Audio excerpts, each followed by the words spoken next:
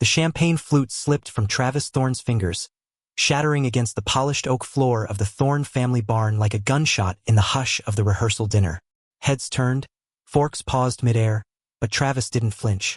He just stared across the room at Ronan Hale, who was laughing with a glass in hand, his broad shoulders filling out that crisp linen shirt as if the years hadn't carved any regret into his easy smile.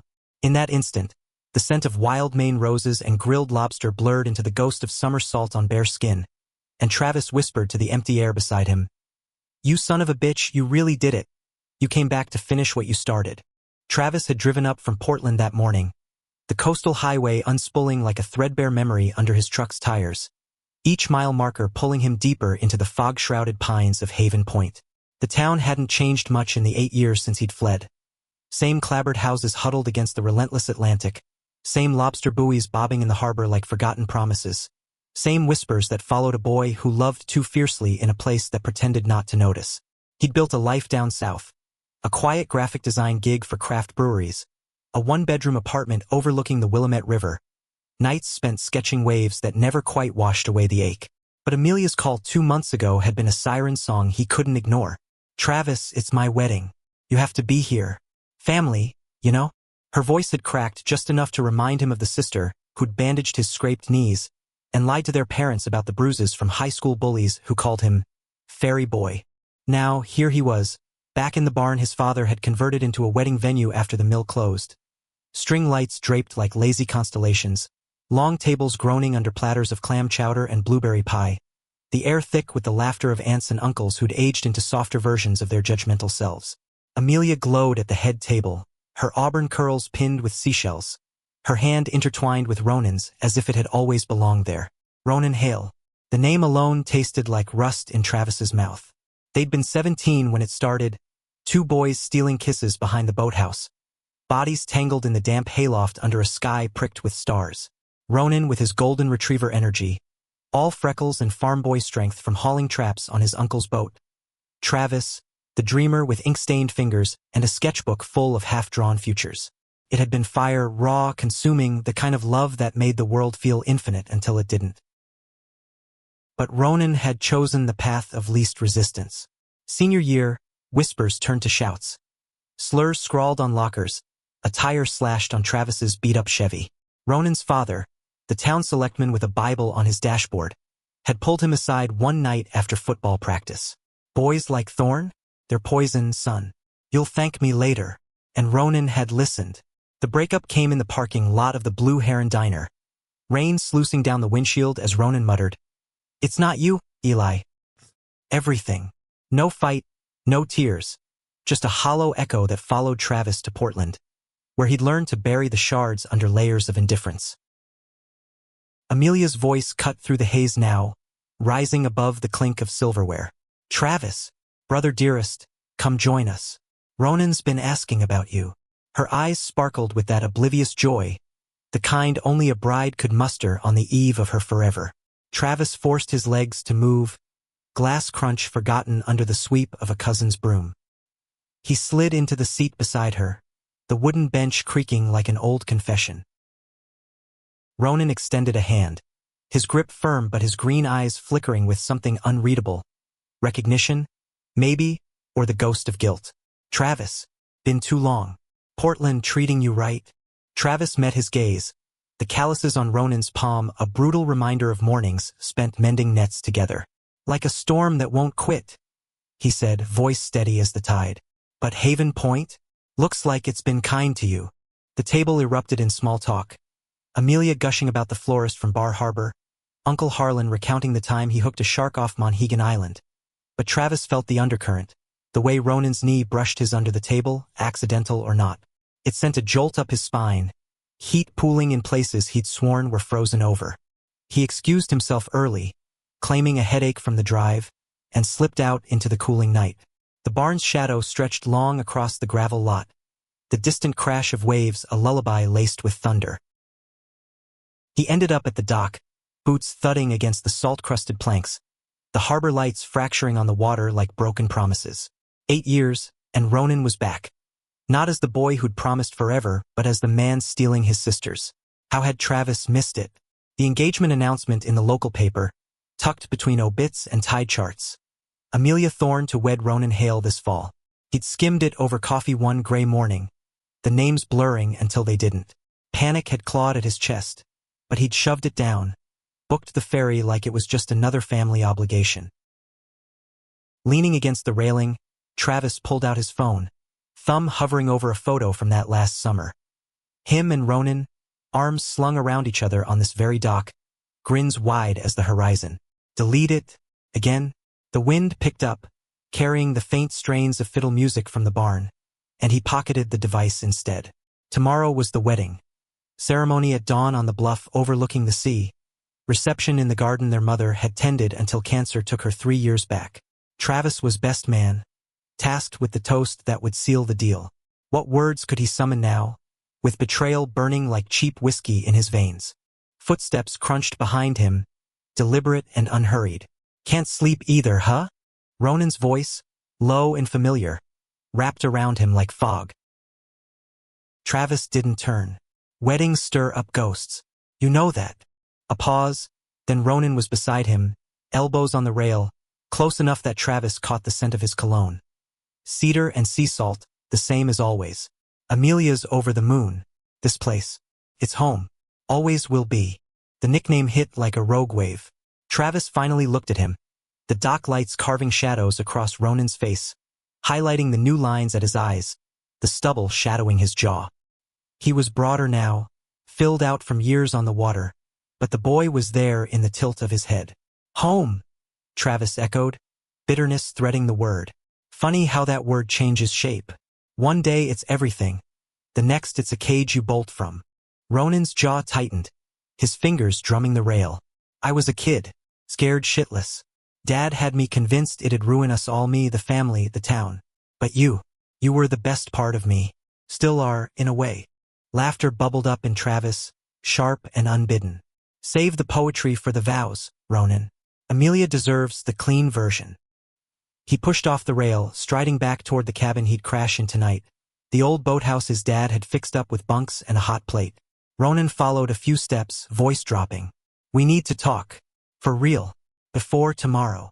Travis stopped, silhouetted against the barn's glow. Tomorrow's her day, not ours. Not anymore. He walked on, the gravel biting into his soles, heart pounding a rhythm of what-ifs and never-agains. Inside the boathouse, he stripped down to boxers, the chill air raising gooseflesh on his skin as he crawled under the quilts. Sleep came in fits, dreams of tangled sheets and whispered oaths dissolving into the slam of a diner door. Dawn broke gray and gold over Haven Point, the bluff alive with the hum of preparation. Travis stood in the mirror of the family home's guest bath, adjusting his bow tie, navy silk against the charcoal suit that hugged his frame just right. At 28, he looked every bit the city boy returned. Lean muscle from weekend hikes in the Cascades, hair styled with a touch of product that smelled like pine, eyes holding a depth that spoke of nights spent wondering. But today, those eyes were storm clouds, reflecting the turmoil churning inside. Downstairs, Amelia was a vision in lace and tulle, her gown whispering against the hardwood as their father pinned a brooch to her shoulder, a pearl from their mother's necklace. You clean up nice, she teased, linking arms with him. Ready to give the speech that makes everyone cry? He forced a smile, the weight of the folded paper in his pocket feeling like lead. Wouldn't miss it. The procession wound up the bluff path, wildflowers nodding in the breeze, gulls wheeling overhead like indifferent witnesses. Guests milled on the grassy overlook, folding chairs arranged in neat rows facing an arch draped in driftwood and white roses. Ronan waited there, fidgeting with his cufflinks, his tuxedo tailored to perfection over his broad chest. When his eyes locked on Travis in the bridal party, something flashed. Regret? Desire? Gone in a blink as Amelia appeared on their father's arm. The ceremony unfolded like a dream sequence. Vows exchanged with voices steady against the wind, rings slipping over knuckles like seals on fate, a kiss that drew applause rippling through the crowd. Travis stood frozen at the altar's edge, clutching the bouquet of sea holly and lavender, the salt spray mingling with the sting in his eyes. Perfect. It was all so goddamn perfect, except for the fracture lines spiderwebbing through his chest. Reception spilled into the garden behind the house, tents billowing like sails, tables laden with lobster rolls, corn on the cob charred just right, and pies bursting with local berries. A bluegrass band strummed from the gazebo, feet tapping to the rhythm of mandolin and fiddle. Travis played his part, the best man circulating with a tray of IPAs, deflecting questions about Portland with tales of food trucks and hipster bars. But his orbit kept pulling him back to Ronan, who moved through the crowd like he owned it, hand possessive on Amelia's waist, laughter booming as he arm-wrestled cousins.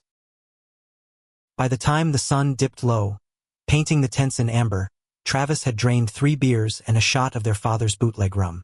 The dance floor pulsed under lantern light, bodies swaying to a cover of Wonderwall that twisted the knife deeper. Amelia tugged him out there, her skirt swirling as they two-stepped awkwardly, her head on his shoulder. "I'm so happy, Eli." Ronan's. "He's it. You see that, right?" He swallowed hard, the rum burning a path to truth. "I see you happy. That's what matters." She pulled back, searching his face. "What's eating you? You've been a ghost all day. Just old memories. This place drags them up like kelp on the tide." He kissed her forehead, excusing himself to the bar for another round. Ronan was there, leaning against the oak counter, nursing a whiskey neat. Up close, the years showed in the faint scar above his eyebrow. From that night they jumped the quarry ledge, drunk on stolen beer and each other. "Dance?" Ronan asked, casual as if it were nothing. Travis's pulse thrummed. "Not with the groom. Bad form." Ronan's hand brushed his sleeve, lingering. "One spin. For old times."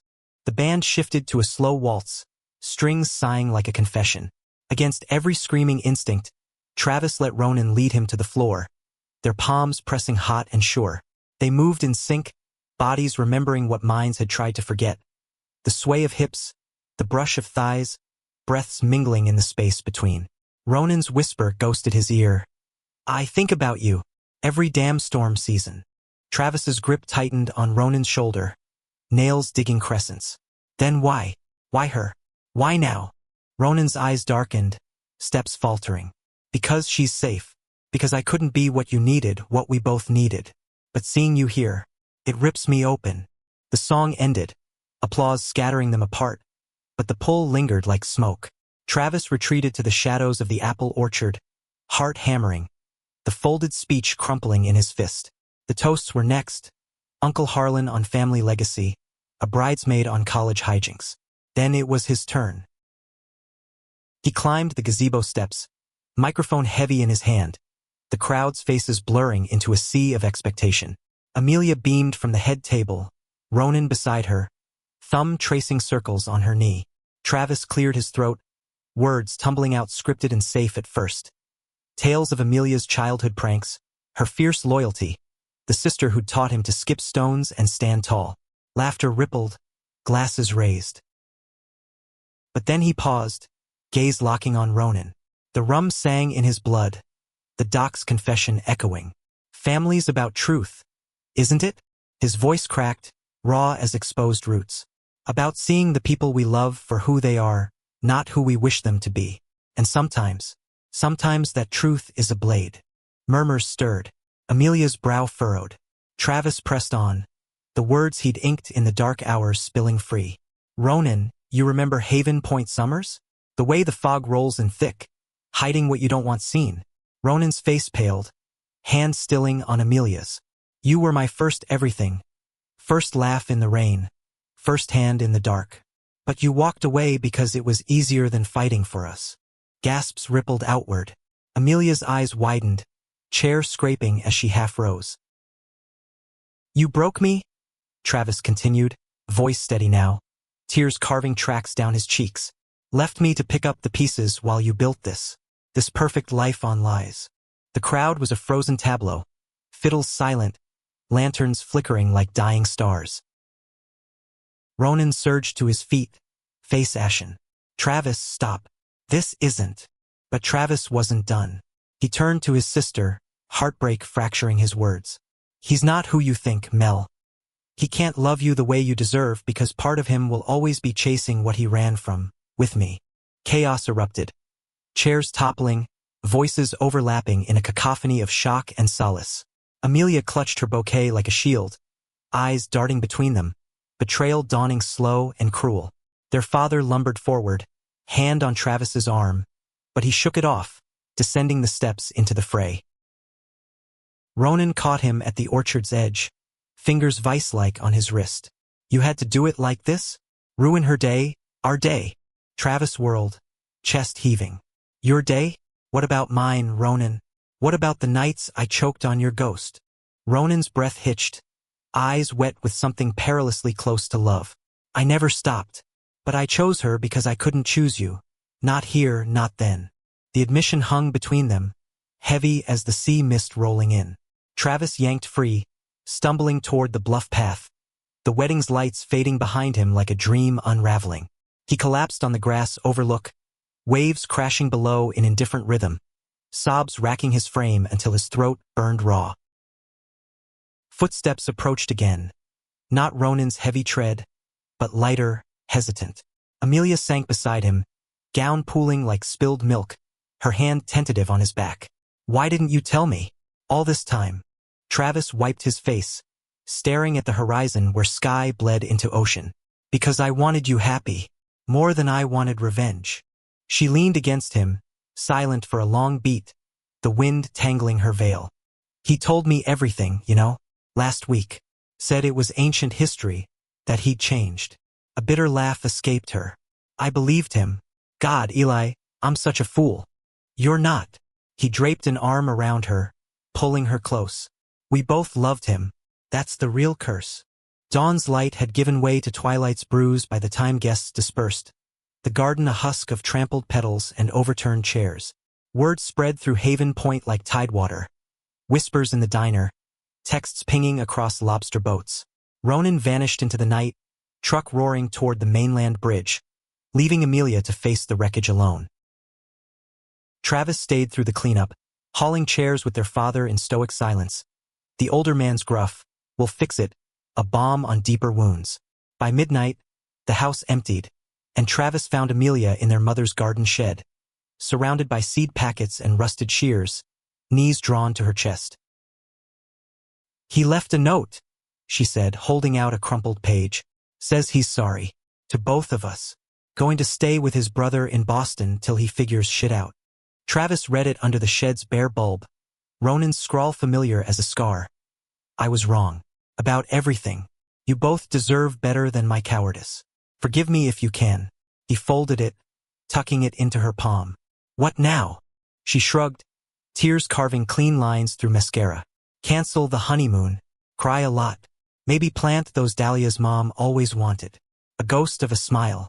And you? You staying? The question hung, Haven Point's pull warring with Portland's escape. For a bit. Help you rebuild. Days blurred into a rhythm of salt and solace. Mornings mending nets on the dock with their father. Afternoons in the garden where Amelia unearthed bulbs like buried truths. Evenings with takeout clams and old home movies flickering on the TV. Travis sketched again. Pages filling with bluff lines and harbor ghosts. Ronan's face emerging unbidden in charcoal strokes. Tender, tormented. One rainy afternoon, 2 weeks post-wedding, a knock echoed through the house. Travis opened the door to find Ronan on the porch, soaked to the bone, duffel at his feet. No tuxedo now, just jeans faded at the knees, a hoodie clinging to his frame, eyes hollowed by sleepless miles. Can I come in? Ronan's voice was gravel, stripped bare. Travis blocked the threshold, rain dripping from the eaves. Depends. You here to fix her or chase ghosts? Ronan met his gaze, unflinching. Both. Neither. I need to make it right. Amelia appeared behind Travis, arms crossed, but her stance softened at the sight of him. Kitchen, she said curtly. Coffee's on. They sat at the scarred pine table, steam rising from mugs like fragile truces. Ronan spoke first, words pouring out in fits. The Boston week spent staring at brick walls, therapy sessions peeling back layers of shame his father had hammered in, nights replaying the dock confession and the gazebo unraveling. I loved you, love, present tense. But I buried it because this town, this life, taught me it was wrong. And Amelia, she was the safe harbor I didn't deserve. Amelia stirred her coffee, spoon clinking like a metronome. You should have told me from the start. Lied by omission? That's worse than the truth. I know. Ronan's head bowed. I thought I could outrun it. Marry into the family. Pretend the past was just a phase. But you deserved honesty, not my half-assed redemption. Travis watched him, the boy and the man overlapping in the slant of light. Anger simmered, but beneath it, an older ache stirred. Forgiveness not as erasure, but as release. What do you want now? From us?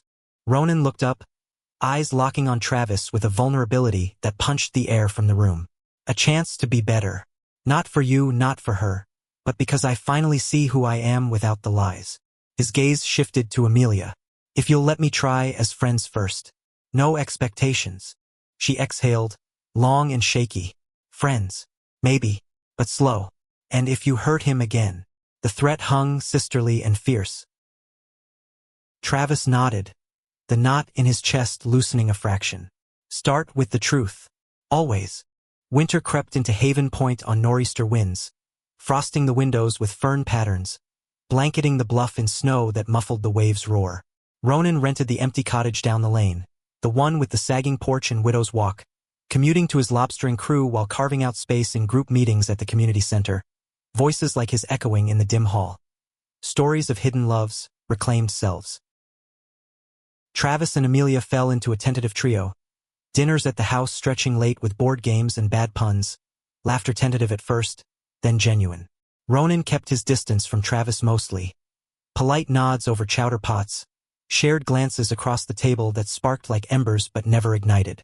It was Amelia who bridged them, her resilience a quiet force, canceling the honeymoon for a girls' trip to Portland instead, where she and Travis wandered Powell's City of Books, her arm looped through his as she devoured romance novels with a wry eye. One February evening, after a storm dumped 2 feet overnight, Travis found himself snowed in at the cottage. His truck buried under drifts, Ronan's chimney puffing invitation. He trudged over in borrowed boots, breath fogging the air, arriving to find Ronan chopping wood in the yard, axe swinging with rhythmic precision, shirt sleeves rolled despite the bite. Stay for stew?